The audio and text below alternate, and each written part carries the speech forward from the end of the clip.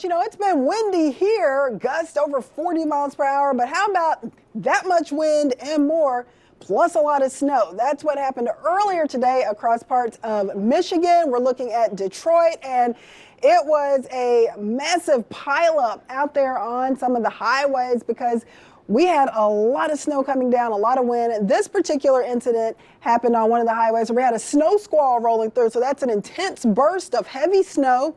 Of course, you got a lot of wind, so the snow is probably getting blown sideways, and it's very difficult to see. So this led to dozens of accidents around the Detroit area. So it's a bit of a mess there for those folks, but at least for us, we have been dealing with fairly quiet conditions, a little bit of light rain, but we haven't had to deal with the big time snow squalls. As far as temperatures in this area, temps are in the 20s for Detroit, 22 degrees in Buffalo. You can see all of the lake effect snow up around this area.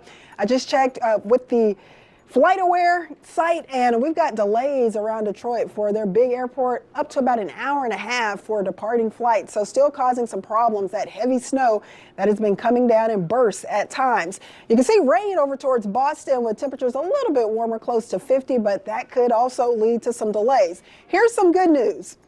Rockies, western portion of the U.S. from Seattle to San Francisco to Los Angeles, kind of drying things out, of course, for several days. In fact, for almost 2 weeks for parts of the West Coast, we've had the atmospheric river dumping a ton of heavy rain. So finally, high pressure building in. And if you're traveling to the western U.S., things are looking better there. All right, let's talk about New Year's Eve right here in Houston. A lot of stuff going on Wednesday night. You may be going out to one of the fireworks shows. We've got our own celebration here at Fox 26 and a lot of other festivities going on around town. Looking good. I don't think we'll have any major storm systems impacting the area. It is going to be a little bit on the cool side, though. I think as we get close to midnight, those temperatures are going to dip to the upper 40s, so it's not going to be freezing, but you will want to maybe throw on a jacket over your New Year's Eve outfit because it is going to be on the cool side. A few clouds around, but should be dry, so that is good news.